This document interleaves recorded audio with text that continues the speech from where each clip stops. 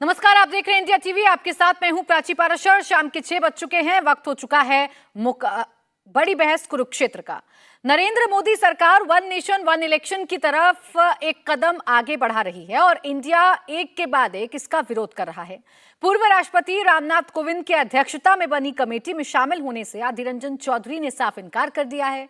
राहुल गांधी इस प्लान को संघीय ढांचे पर हमला बता रहे हैं। अखिलेश यादव, केजरीवाल, तेजस्वी, ममता और बाकी नेता इसे ध्यान भटकाने की साजिश बताकर अपना नैरेटिव पेश कर रहे हैं।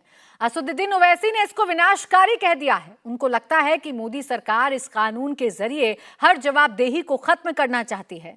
बीजेपी का पॉइंट यह है कि एक साथ चुनाव देश के विकास के लिए जरूरी है और अब इसका वक्त आ चुका है। विपक्ष का आरोप है कि बीजेपी को मध्य प्रदेश, छत्तीसगढ़, राजस्थान, मिजोरम और तेलंगाना में हार का डर सता रहा है, जबकि इसके विपरीत एक सच ये भी है कि सर्वे के मुताबिक आज की तारीख मोदी की लोकप्रियता 2019 से भी ज्यादा है। सर्वे के मुताबिक लोकसभा चुनाव में बीजेपी अकेले बहुमत लेकर आ रही है।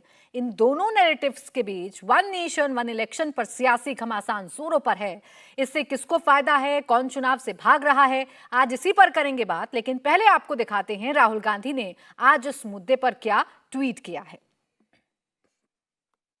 देखिए, राहुल गांधी ने आज इस मुद्दे पर ट्वीट किया है और इस ट्वीट के जरिए राहुल गांधी ने इसका विरोध भी जता दिया है। साथ ही साथ अधीर रंजन चौधरी, जो कि इस कमेटी का हिस्सा हैं, उन्हें सदस्य बनाया गया है, उन्होंने विरोध किया है इस कमेटी में अपने आप को शामिल किए जाने का और बाकायदा एक पत्र उन्होंने लिखा है। ये वो ट्वीट है राहुल गांधी का। लिखा है, India that is Bharat is a union of states. अगर वन नेशन वन इलेक्शन हो जाएगा तो ये यूनियन एंड ऑल स्टेट्स पर हमला है। ये राहुल गांधी का कहना है। यानी कांग्रेस ने अपना स्टैंड एकदम साफ कर दिया है।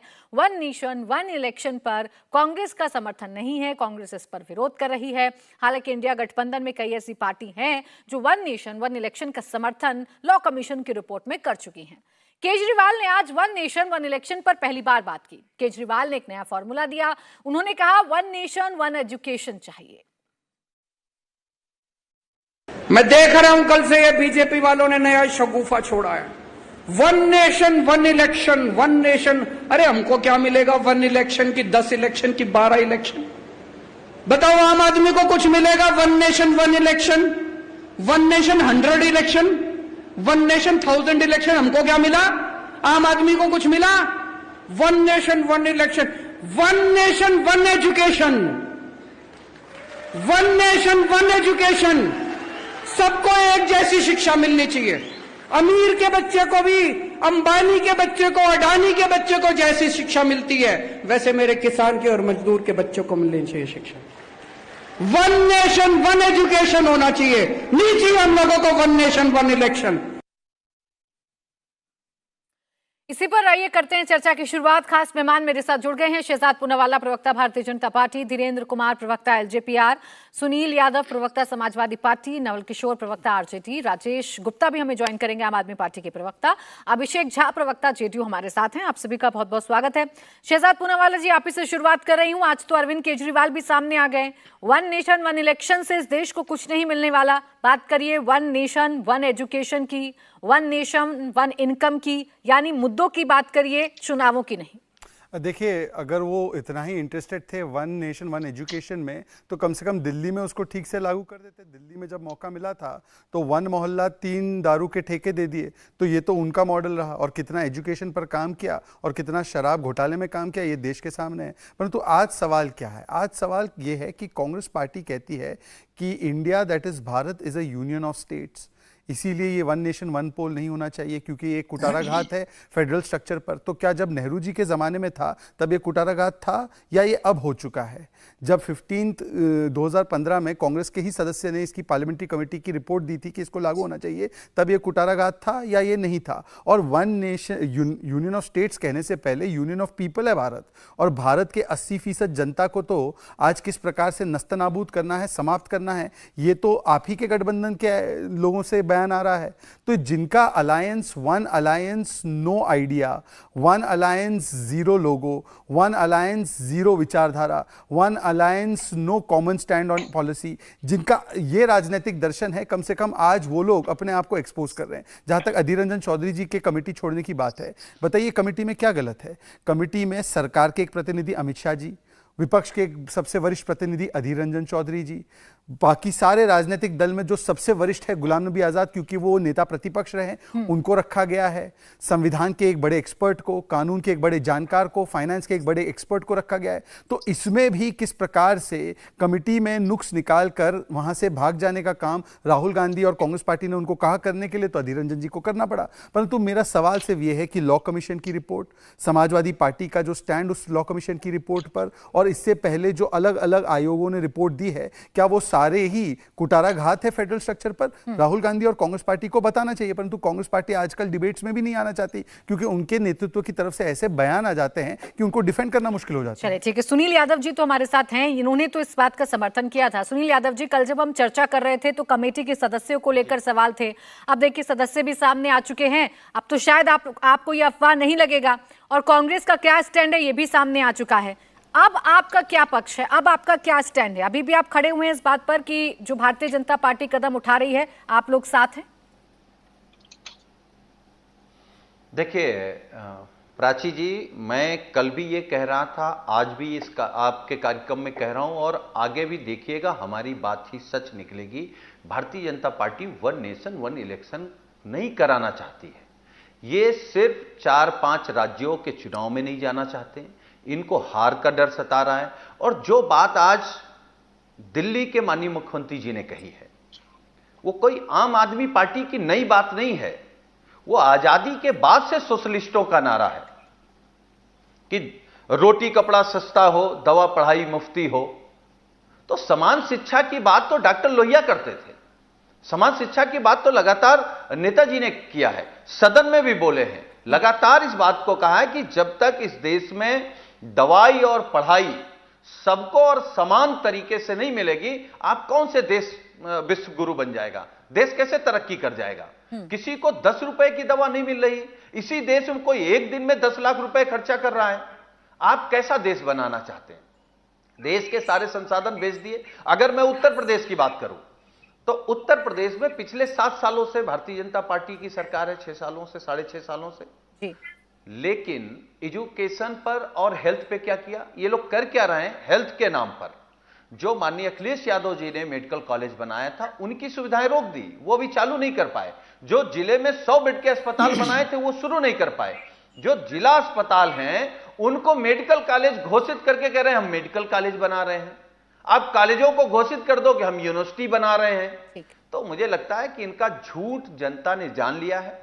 अब 10 साल से ज्यादा झूठ जनता नहीं बर्दाश्त करेगी। नहीं, सुनील यादव जी, से ज्यादा नफरत देखिए नहीं बर्दाश्त करेगी। मैंने विपक्ष में सबसे पहले क्यों आपसे प्रतिक्रिया लेने की कोशिश की, वो इस वजह से कि आप लोग तो वो पार्टी हैं जो 2019 में ही चाहते थे कि वन नेशन वन इलेक्शन हो जाए। क्या उस वक्त वन नेशन वन इनकम का फॉर्मूला नहीं था? क्या उस वक्त मुद्दे नहीं थे? क्या उस वक्त जो आप वन नेशन वन एजुकेशन की बात कर रहे हैं, क्या उस वक्त वो नहीं था? आपका जो स्टैंड 2018 में था वो अभी क्यों बदल रहा है? नहीं बदल रहा है। हम कहां कह रहे हैं वन नेशन वन इलेक्शन से हम सहमत नहीं हैं। हम तो ये कह रहे हैं कि ये झूठ है, ये नहीं करेंगे, ये केवल गुमराह कर रहे हैं। ये इसलिए गुमराह कर रहे हैं कि ये किसका कर्जा माफ कर रहे हैं इस देश पे चर्चा ना हो, कितने लोग इस देश का पैसा लेकर के भाग गए इस बात की चर्चा ना हो, महंगाई पर चर्चा ना हो। ठीक है सर, ये चला सर, आपकी शंका है, आप कमेटी बन गई है और जो पूर्व राष्ट्रपति हैं रामनाथ कोविंद उसके अध्यक्ष बन गए। मैं आपके पास आ रही हूं, एक सेकंड सुनील यादव जी, आप लोगों की टाल नहीं सकती, बिल्कुल नहीं टाल सकते सर, बिल्कुल नहीं टाल सकते। और इसीलिए मैं शहजाद जी से जवाब लेती हूँ, बहुत छोटा जवाब दीजिएगा शहजाद जी। सवाल ये है कि क्या अभी भी ये मात्र एक अफवाह है? क्या ये कमेटी बनाना भी आपका एक शिगुफा है या वाकई में आप लोग कदम उठाने जा रहे हैं? देखिए, कमेटी के साथ साथ terms of reference of the committee भी सामने आ चुका है, और इस कमेटी का कोई भी निर्धारित टेन्योर नहीं है। इसका मतलब कि ये जो अटकलें लगाई जा रही है कि इस चुनाव को प्रीपोन करना है, उस चुनाव को पोस्टपोन करना है, इसके लिए किया जा रहा है, ये सारी चीजें वहीं समाप्त हो जाती है टर्म्स ऑफ रेफरेंस पढ़ने के बाद। परंतु देखिए अब क्या बोल दिया सुनील जी ने। सुनील जी मान्यवर, आप लोग कम से कम मुंबई में बैठे थे तो वन नेशन वन पॉलिसी महंगाई पर आप बना देते। 109 रुपया लीटर है पेट्रोल का राजस्थान में, और गुजरात में 96 रुपए है मान्यवर, उत्तर प्रदेश में 98 रुपए है। वैट आप लोग एक अपना कम नहीं कर पा रहे थे, 2 बार एक्साइज ड्यूटी हमने काटी है, परंतु आज वो विषय नहीं है। मैं आपसे पूछना चाहता हूं, और आप थोड़े से प्रबुद्ध व्यक्ति है इसलिए मैं आपसे पूछ रहा हूं, जब आजादी के बाद तुरंत 67 तक वन नेशन वन पोल चला, तब तो साक्षरता की दर, तब तो आर्थिक दर हमारी लोएस्ट पर थी और तब भी ठीक था। और आज जब इन सारे पैमाने पर हमारी प्रगति हुई है तो आप कह रहे हैं वन नेशन वन पोल नहीं होना चाहिए। तो नेहरू जी जब तब कर रहे थे या तब संविधान सभा ने किया था, तो क्या वो भटका रहे थे? बहुत छोटा जवाब, क्या क्योंकि फिर बाकी भी आपके साथी हैं, मुझे उनके पास जाना है, आपको काउंटर करना कर लीजिए। देखिए प्राची जी, शहजाद भाई भूल जाते हैं, मैंने कब कहा कि नहीं होना चाहिए?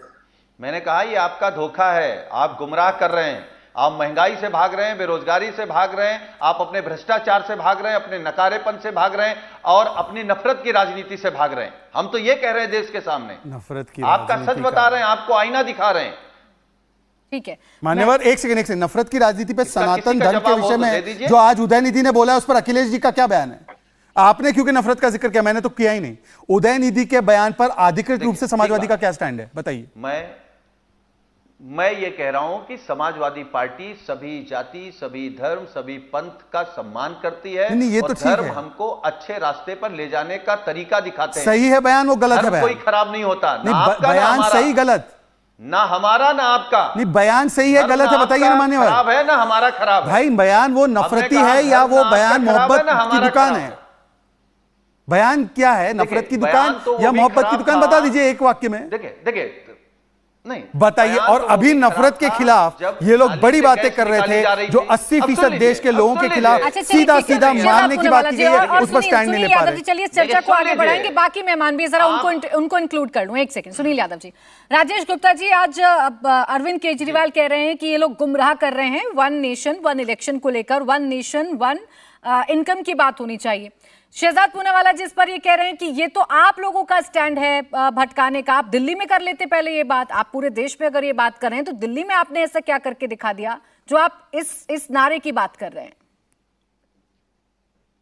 देखिए, दिल्ली में क्या करके दिखा दिया ये तो दिल्ली की जनता 3 बार बता चुकी। एक बार, चलिए पहली बार सरकार बनी, लेकिन दूसरी बार 67 सीट्स के साथ बनी, उसके बाद में 62 सीट्स के बाद बनी, उसके बाद में पंजाब में और दिल्ली मॉडल के ऊपर बनी। तो दिल्ली में क्या करके दिखा दिया वो अपने आप में इसका एग्जाम्पल है। और शहजाद भाई किसी भी विधानसभा में आ सकते हैं जहां आम आदमी पार्टी के विधायक हो, दिल्ली में सरकार है, आप आके देख लीजिए, आपको स्कूल दिख जाएंगे, मोहल्ला क्लिनिक दिख जाएंगे, मुख्यमंत्री जी की लगाई हुई लाइट्स दिख जाएगी, आपको अच्छे रोड दिख जाएंगे। तो दिल्ली में क्या करके दिखा दिया, इसका जवाब नहीं। रही बात भटकाने की, तो ये तो सभी लोग जानते हैं कि जो आज हालात है, जो भय का कारण बना हुआ है भाजपा के अंदर, कि अगर ये सब इस देश के अच्छे लोग इकट्ठे होके एक भ्रष्टाचारी सरकार के खिलाफ, एक ऐसी सरकार के खिलाफ जो लोगों को बांट के देश पे राज करना चाहती है, उसके खिलाफ लड़ेगी, तो बीजेपी में डर है। और इसीलिए रोज नए नए भटकाने के आइडिया लेके आते हैं कि मीडिया में वो बात ना हो, महंगाई की बात ना हो, भ्रष्टाचार की बात ना हो, भाई भाई से चिढ़ रहा है, लड़ रहा है, उसकी बात ना हो, बस बात वो हो जो बीजेपी एजेंडा बना के फेंक दे और उसके ऊपर बहस। लेकिन जनता भोली है, जरूर है, बेवकूफ नहीं है। आने वाले चुनाव में एक बहुत अच्छा जवाब मिलने वाला है भाजपा को कि महंगाई पे, भ्रष्टाचार पे, लोगों को काम धंधा ना होने के बाद उनको बेमतलब के मुद्दों में फंसाने के, सिलेंडर के, इन सब चीजों का जवाब जरूर है। ठीक है, यानी राजेश गुप्ता जी आज ये कह रहे हैं कि जितने भी दल हैं इंडिया गठबंधन में वो सब सदाचारी हैं, कोई भ्रष्टाचारी नहीं है। यानी आपका जो पहला वाला स्टैंड है वो बदल गया है राजेश गुप्ता जी, आप सिर्फ भ्रष्टाचारी भारतीय जनता पार्टी है। देखिए, आज केंद्र की सत्ता के अंदर जो पार्टी बैठी जी वो भाजपा है, और जो भ्रष्टाचार का माहौल बना हुआ है, अडानी की रिपोर्ट किसके खिलाफ आ रही है, हम किसके खिलाफ बोलेंगे? अगर अडानी के लिए बार बार कोई रिपोर्ट आती है राजेश गुप्ता जी, ये भ्रष्टाचारी है ये तो आप बता चुके हैं। मैं ये पूछ रही हूँ कि आपके साथ जितने भी लोग हैं जिनकी लिस्ट एक आप लोग लेकर घूमा करते थे, वो अब उन पर आप मोहर लगा रहे हैं ईमानदार होने की, सदाचारी होने की? देखिए, अभी आपने देखा कि जो इंडिया गठबंधन में जितने भी लोग हैं, अभी उसका एक मैनिफेस्टो बनेगा, एक कॉमन मिनिमम प्रोग्राम बनेगा, उसमें क्या क्या चीजें होनी चाहिए उस पर बात होगी, उसका एक लीडर नियुक्त, नहीं सर, कॉमन मिनिमम प्रोग्राम वो आप लोगों का अंदरूनी मामला है, उसमें मैं नहीं पढ़ रही हूँ सर। मैं तो सिर्फ आपका स्टैंड जान रही थी, वो स्टैंड मैं आपसे बाद में भी जानूंगी। बाकी और मेहमान हैं धीरेन्द्र कुमार जी, राजेश गुप्ता जी अभी सीधा अटैक कर रहे हैं एनडीए पर और ये कह रहे हैं कि आप लोगों के पास कुछ नहीं है इस देश को दिखाने के लिए, तो सिर्फ एक झुंझुना लेकर आप लोग आ गए हैं और इस देश की भोली भाली जनता को बहलाने और फुसलाने का काम कर रहे हैं आप लोग। इन लोगों को प्राची जी नजर नहीं आ रहा। नीतीश कुमार जी को कुछ दिन पहले मोतियाबिंद का ऑपरेशन हुआ था, सफल ऑपरेशन हुआ था दिल्ली में। अब उनको हो गया मोतियाबिंद, सब कुछ धुंधला नजर आ रहा है। पूरा देश देख रहा है विकास के काम को। अब तो भाई तिरंगा चांद पे जा चुका है। अब इस तरह की बात करने का कोई मतलब है क्या? One nation one election in लोगों को नहीं। कुछ दिन पहले मुख्यमंत्री जी और जदयू का स्टैंड रहा, एसपी का भी अरे आप चुप रहिए। एसपी का भी, समाजवादी पार्टी का भी ये स्टैंड रहा है कि वन नेशन वन इलेक्शन होना चाहिए। आज अपने कुर्सी के लिए वो स्टैंड को बदल रहे हैं। आज देश की जरूरत है ये। आज 5वीं अर्थव्यवस्था विश्व के हम हो गए हैं। 1947 तक विकसित देश हमारा होना है। हम इन्हीं कामों में, चाहे जितने भी हमारे आदरणीय मुख्यमंत्री जी लगे रहे, हमारे प्रधानमंत्री लगे हुए, एक ही काम में लगे हुए रहते हैं। तो ये अभी मांग है मणिपुर हो जाता है। इसको होना राजस्थान में होगा। आप चुप रहिए, राजस्थान पर बोलिए, बीच में मत बोलिए। अरे आप लोग वही चाहते हैं ना कि वन नेशन वाले, आप लोग टुकड़े टुकड़े वाले लोग हैं। मल्टीपल नेशन मल्टीपल करप्शन आप लोग कर रहे हैं। आप लोगों को तो करप्शन से मतलब है।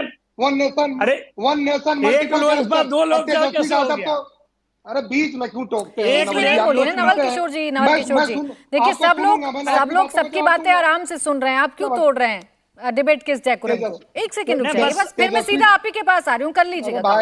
बोलिए धीरेन्द्र जी। तेजस्वी जी ने तो कहा ना भाई कि वन नेशन वन इनकम होना चाहिए।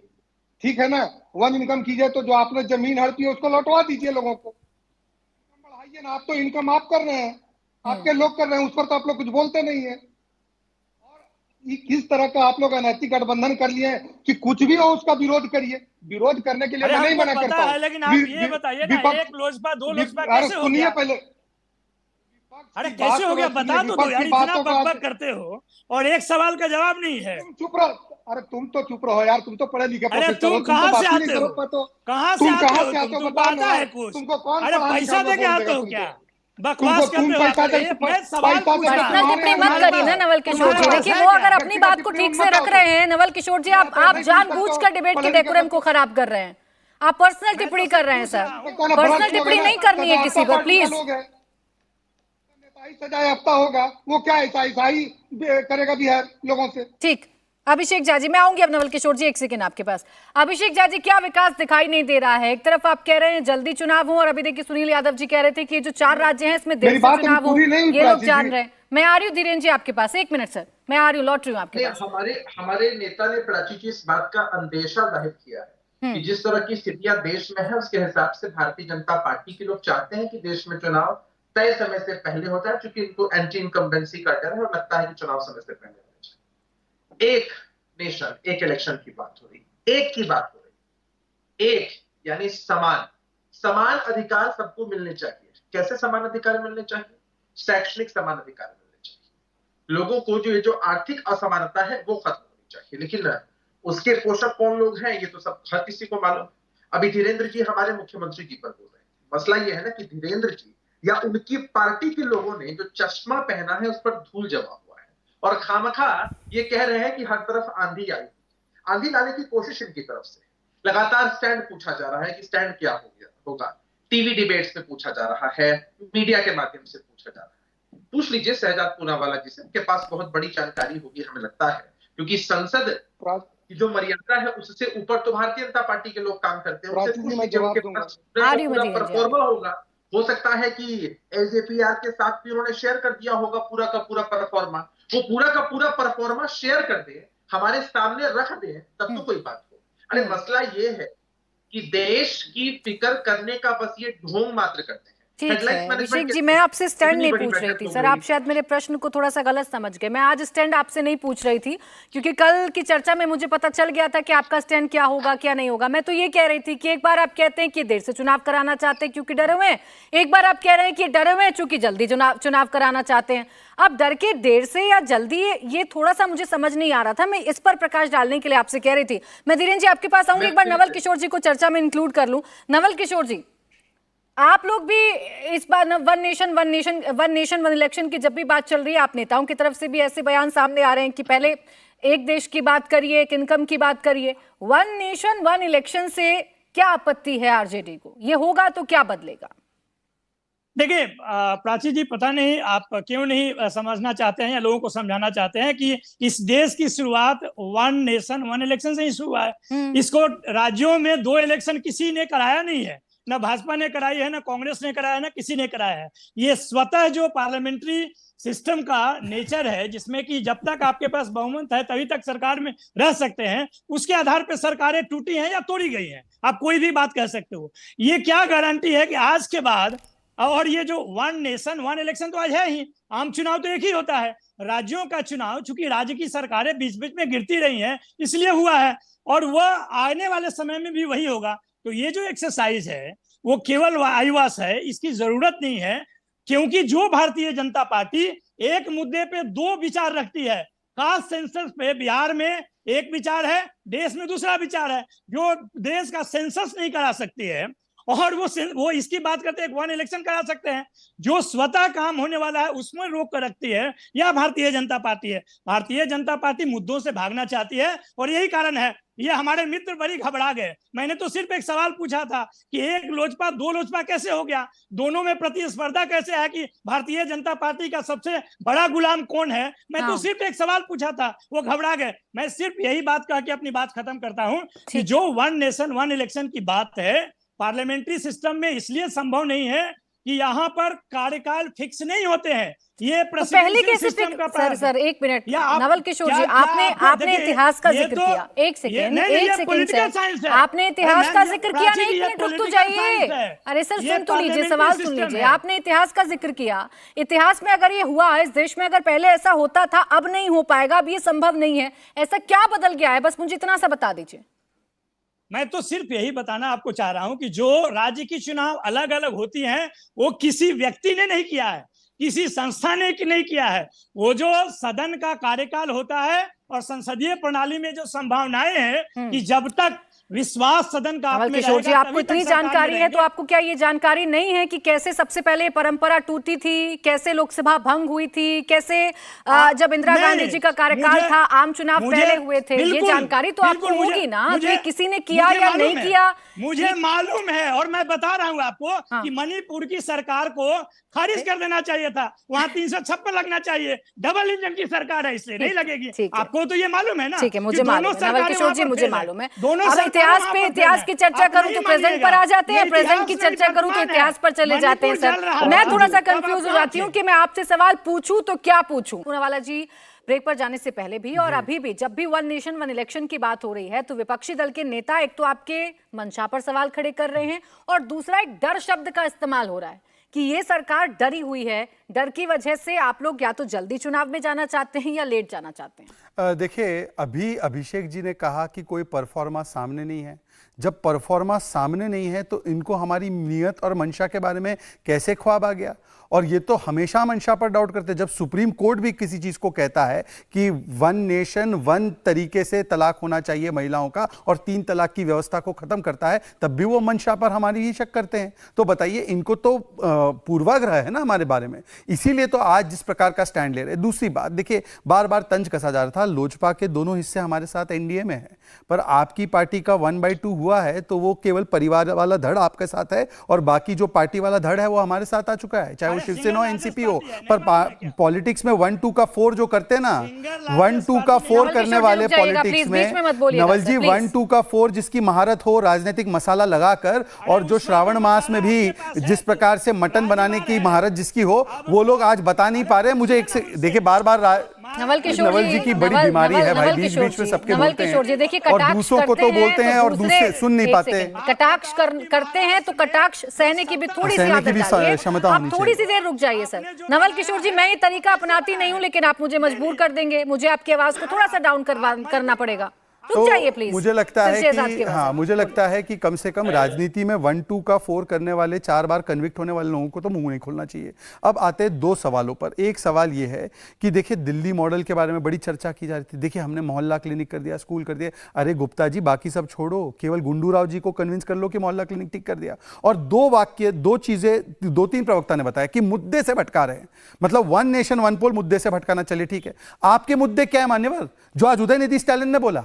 क्योंकि आपने महंगाई पर कोई हमको रेजोल्यूशन नहीं दिया, आपने राष्ट्रीय सुरक्षा पर रेजोल्यूशन नहीं दिया, आपने देश में किस प्रकार की व्यवस्थाएं हो सामाजिक जन कल्याण की, उसमें भी रेजोल्यूशन नहीं आया मुंबई से। मुंबई के बाद 24 घंटे में कोई स्टेटमेंट आया तो सनातन धर्म को समाप्त करने का, जो आरजेडी ने भी दिया है रामचरितमानस को लेकर, जो समाजवादी पार्टी ने भी दिया है, और जो कांग्रेस पार्टी की तरफ से तो लगातार आता है। तो मतलब कि जो एक मुद्दा उनका है मात्र, वो है तुष्टीकरण का और सांप्रदायिकता का, जिसका एक अंश हमने उदयनिधि स्टालिन में देखा है। चलिए जवाब दे दीजिए नवल किशोर जी। अब आइए सर, बीच में बोलते हैं चर्चा खराब हो जाती है, अब जवाब दीजिए, काउंटर करिए। नहीं, बोलिए। मैंने बोला कि आप भ्रष्टाचार पे जब बात करते हैं तो आपको बताना चाहिए कि जिसको आप स्वयं बोलते हैं कि 70,000 करोड़ का घोटाला किया, उसको वित्त मंत्री और उप मुख्यमंत्री कैसे बना दिया? मान्यवर लालू जी 4 बार कोर्ट द्वारा कन्विक्टेड है। नाजायज है क्या? अरे फिर आगे बीच में नाजायज है क्या? ये बताओ ना, लालू जी पर 4 बंद केस कैसे खोले, जो सीबीआई कोर्ट बंद कर देती है? पहली कन्विक्शन कब हुई 9,000? नवल जी, पहली कन्विक्शन कब हुई लालू जी की? 9,000 पहली कन्विक्शन कब हुई, बोलिए ना। ये झूठ फैलाना बंद कीजिए कि हमने बंद केस खुलवाए। मान्यवर, जब केस खुले तब यूपीए की और कांग्रेस की सरकार थी, आप भी मानते हैं। प्रवक्तागिरी है। 2013 में पहली कन्विक्शन हुई, 96 में पहली बार जेल गए वो। प्रवक्तागिरी का आधार है, उससे क्या फर्क पड़ता है? 4 केस बंद हुआ, वो सही बात है। सीबीआई कोर्ट ने जो बंद किया वो केस सही बात है। आप ये बताओ ना। अच्छा, सीबीआई कोर्ट आपको कन्विक्ट करे वो गलत है, केस बंद हो जाए तो सही है?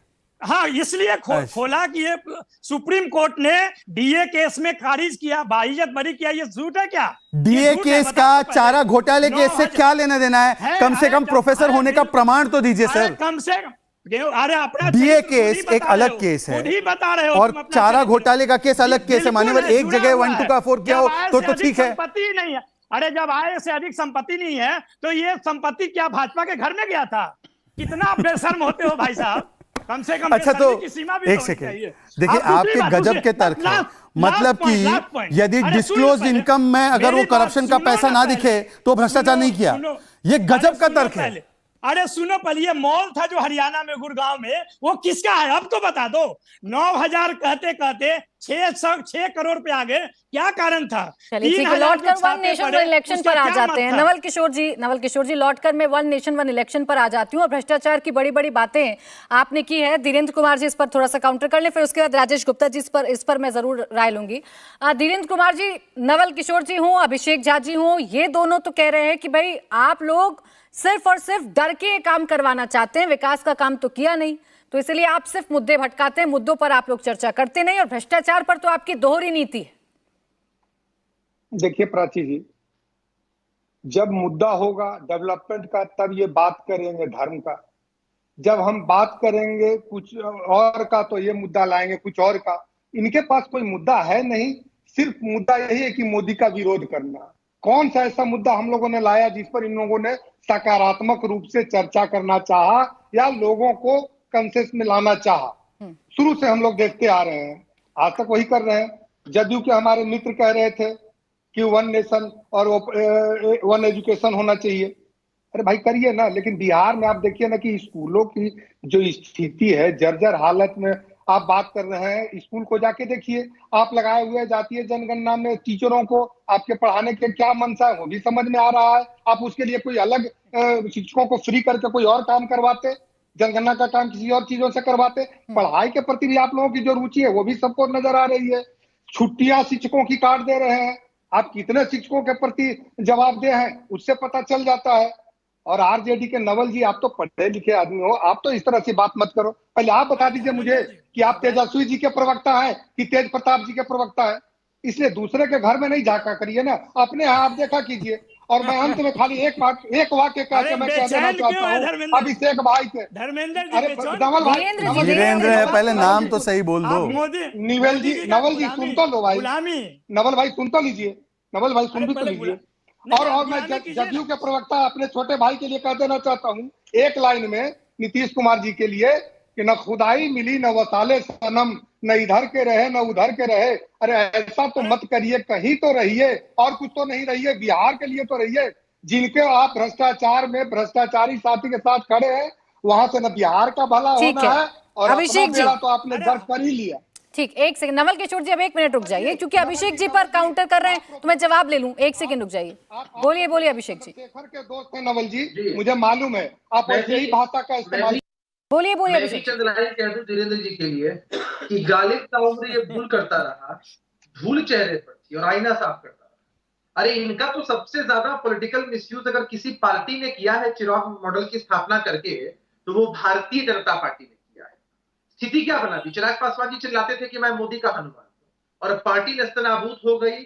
आज बिहार अरे मुझे विधानसभा कभी में दर्द नहीं है ना सदस्य अभिषेक हैं, जी, मैंने शून्य कभी रोया सदस्य क्या? पार्टी हमको नसीहत दे दी। चलिए ठीक है, दोबारा से आपने मोदी जी के हनुमान होने का ठेका उठा लिया है, लेकिन एक बात तो बता दीजिए, वन नेशन वन इलेक्शन के हमने समर्थन कभी में कह रोया रहे क्या? हैं। एक पॉलिसी जो बनी थी, एक पॉलिसी बनी थी जातीय जनगणना को लेकर पूरे देश में, और आपके नेता दलितों के हिमायती होने का ढोंग करते हैं। तो उस एक पॉलिसी पर आपका एक स्टैंड क्या है, या भारतीय जनता पार्टी के जैसी आपकी दोहरी नीति जातीय जनगणना के पक्ष में है, और जो भारतीय हम जनता पक्ष में है। पार्टी एक पॉलिसी तो पर अपना भाजपा में एक कैसे है? स्टैंड अरे बिहार में है, वो वन नेशन वन इलेक्शन जातीय करवाएगी, जनगणना के वन पक्ष में नेशन वन होना इलेक्शन चाहिए, करवाएगी। लेकिन अरे नीतीश आपका कुमार जी के स्टैंड मंशा पे दलितों सवाल के है। हिमायती अच्छा होने ठीक के है नाते अभिषेक झा जी, देखिए बड़ी वोट करने बड़ी के अच्छी नाते खूबी है आप लोगों की तमाम सियासतदानों की। मैं चर्चा वन नेशन वन इलेक्शन पर करूंगी, लेकिन खींचकर वहां ले आएंगे जो आपका सेफ जोन है। चर्चा आप जातीय समीकरण जातीय जनगणना पर कर लेंगे, लेकिन वन नेशन वन इलेक्शन पर आप लोग चर्चा नहीं करेंगे। सुनील यादव जी, फिर मैं आप ही के पास आ रही हूँ, क्योंकि मुझे आपसे उम्मीद है कि आप इस मुद्दे पर मुझसे चर्चा कर लेंगे। वन नेशन वन इलेक्शन पर जो कांग्रेस का स्टैंड है उस पर आप बता देंगे कि क्या आप अपनी साथी पार्टी को ये समझाएंगे कि देश के हित में है, या खामोशी रहेगी जैसे मंच पर रही थी? जी देखिए प्राची जी, मैं आपके सवाल पे आऊंगा, लेकिन मैं बीजेपी के प्रवक्ता को सुन रहा था। उन्होंने कहा कि अगर पैसा नहीं दिखता तो क्या भ्रष्टाचारी नहीं है? हाँ बिल्कुल, अगर पैसा नहीं दिखता है और भ्रष्टाचार हुआ तो भ्रष्टाचार हुआ है। मैं आपसे केवल यह जानना चाहता हूं, रेल बिक गया, तेल बिक गया, एरोप्लेन बिक गया, प्लेटफॉर्म बिक गए, आपको देश बिकता हुआ नहीं दिखाई दे रहा है? और बेचने वाले का नाम नहीं लेंगे एक बार, कौन बेच रहा है? LIC बिक गई। अब मैं आता हूं प्राची जी आपके सवाल पर।